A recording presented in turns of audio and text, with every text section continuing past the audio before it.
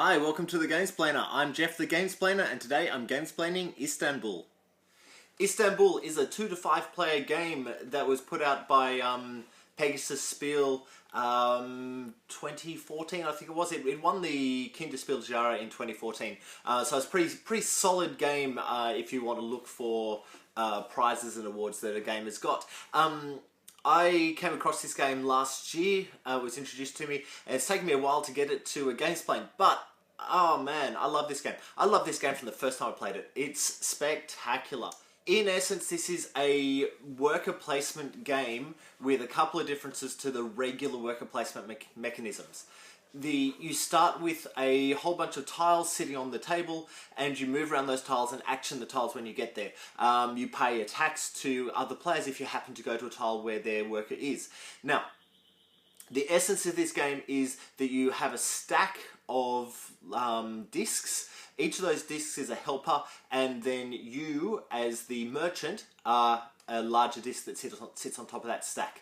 When you move around the tiles, you will leave one of your helpers behind. They might be staying behind to finish up the paperwork of the trade that you just did, or something to that effect. And then, at a later stage, you come back, and when you come back into that same tile, you'll pick that worker up again. So you're limited to only four helpers that you're able to drop around the board and then work your way back through. So on top of being this worker placement movement, I've got to pick up this to do this to do this, you also need to think about where do I want to drop my workers that I can utilize that action again in a really good way later on in the game. I think that's an absolutely brilliant mechanism. It makes you think just that little bit more. Every game I've had of this has run really close. I've had a couple of games where each player's been one turn away from getting that last ruby to get across the line. The game finishes when in a 2-player game when someone gets 6 rubies, in a 3 to 5 player game when someone gets 5 rubies, and we know where the rubies are because they're sitting on the board. You can see them, and you're only allowed to take 1 ruby from that spot and that spot and that spot, and there's a whole bunch available here, but the longer you wait on these ones that have heaps of rubies, the more expensive they're going to get. There's some really cool tiles that do a lot of different things.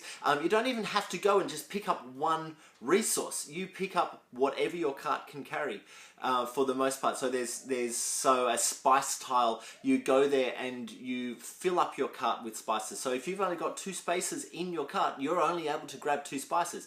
But if you've got 5 spaces in your cart, you can grab 5 spices.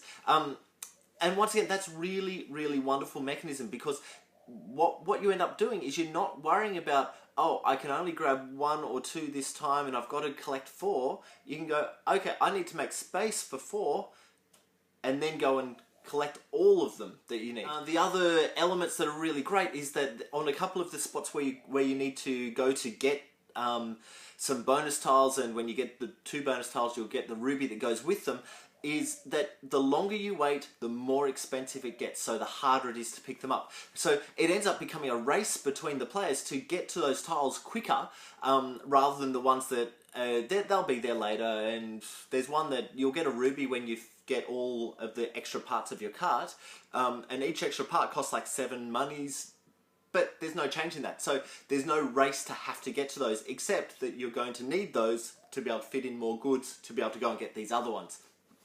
On top of that, there's a couple of other pieces that will move around the board, so whenever someone encounters them or comes into the same square as them, you'll action it and you can get more goods or some bonus cards from those guys, and then you roll a die and they go somewhere else on the board for someone else to pick up. So it's possible for you to actually keep encountering it, if you've got really lucky dice rolls, keep encountering the same guy and just keep picking up the resource that you're looking for, rather than having to get to the particular square where you're going to be able to pick up a heap of that resource.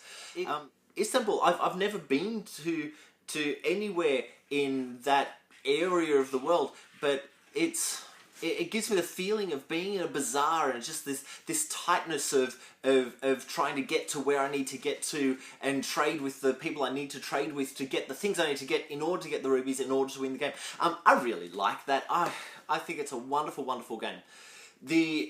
I find that the understanding of this mechanism of dropping off workers and then picking them up when you're trying to explain it to new players is a little bit tough to grasp.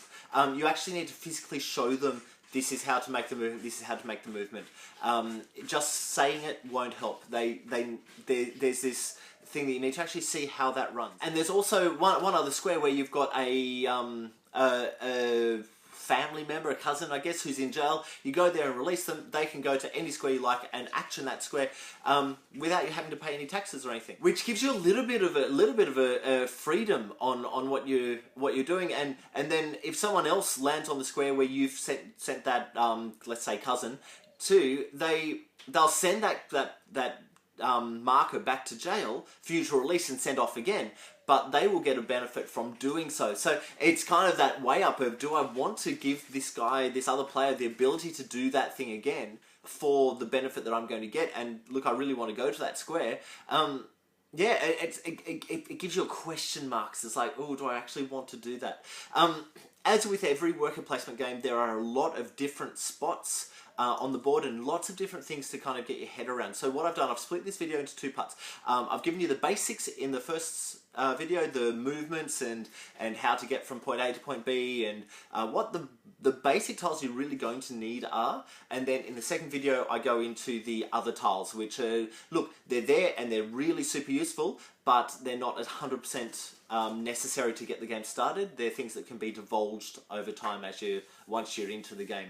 I do, however, suggest watching both videos before you try and attack this game, because look, those extra tiles, they're really valuable. You can utilize those tiles alone without even touching the other ones to some extent to be able to come across with a win. So it's worthwhile doing that. There are a couple of expansions out. I have them. There's heaps of pieces, there's heaps of extra tiles and extra things. Look, I think that next year I'm probably going to go into starting to do expansion videos, so I won't talk too much about that at the moment, but just bear in mind there are a couple of expansions, so if you feel like you're on top of the base game, go and grab those expansions. Look for the next bit. So look, I hope that my video helps you get Istanbul to the table. I hope you can get a lot of fun out of this game. I think it's a really, really super good game, really tight and fun, and just I want to sink my teeth into it and eat everything off that bone. So yeah, if you have any comments or suggestions, please write them below. If you've got any games that you wish to be Gamesplaned, please shoot me an email at thegamesplainer@gmail.com. Follow me on Instagram and Twitter at thegamesplainer to see what games I'm playing. Subscribe to my videos to keep up to date with the games that I'm gamesplaining. And until next time, enjoy gaming.